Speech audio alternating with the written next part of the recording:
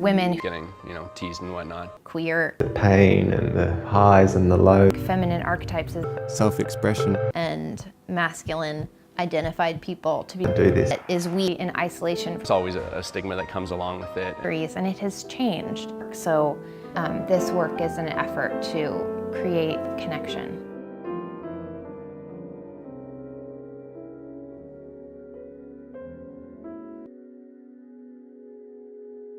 There are two major gender issues within dance. Men in dance are often assumed to be gay due to the feminine stereotype of dance. Women in dance often experience ostracization when they do not fit the hyperfeminine and overtly sexualized mold present within most dance.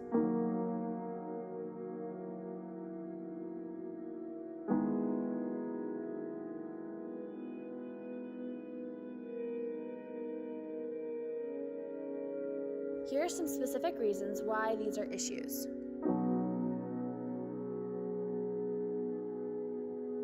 Girls are praised for their feminine behavior, but boys who act in this way are often pitied and bullied for not fitting the masculine mold.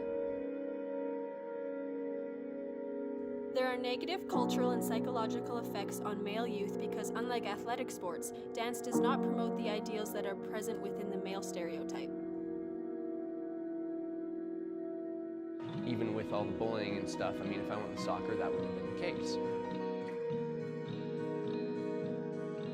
Young males who feel the need to prove their masculinity in response to social suspicion in dance are more likely to quit or less likely to join. I grew up in Fort Saskatchewan, so I was always getting, teased and whatnot. But so there's always a stigma that comes along with it. And one of my biggest arguments was always, I lift up women for a living. You guys change in a change room and hockey change room together and shower together naked. So weigh the pros and cons, buddy.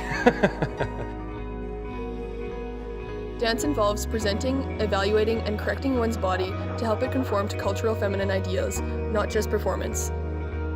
This can lead to damaging notions of body image because having a body that fits the feminine mold is highly valued and praised. I am not that. I'm not a kind of waif woman that is weak. I am really strong. I looked at my legs and I looked at my arms and I was like, this isn't matching up. Ballet has a tendency to really privilege this kind of longer, leaner kind of muscle. The hardest thing in the world is to do these kind of female ballet variations where you're inhabiting a projection of weakness, airiness, and lightness, but in order to do that, you're like using every muscle in your body. There is a burden of expectation placed on young girls in dance by their educators and the audience to conform to notions of hyperfemininity and overt sexuality. Why am I always being asked to learn these roles of dying virgins and tortured women who need to be saved? What is up with all of these roles? Dance culture socially constructs gender, the body, and movement, restricting both males and females from exploring their bodies in ways that are not considered gender appropriate. Or roles I'd imagine never dancing. So. What can be done about these issues? Use choreography to portray a message that brings awareness to gender stigmas and stereotypes within dance.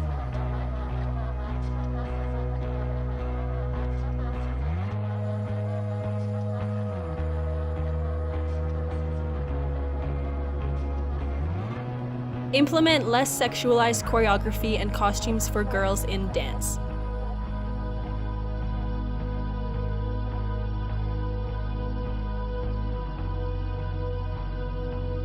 Create a PSA for social media that will educate the general public about the issues of gender within dance.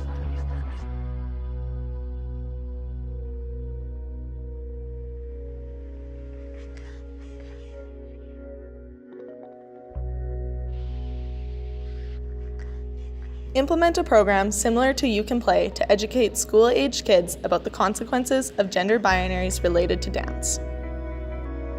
I want to be in a bigger conversation. Giving my knowledge to the younger dancers and create connection.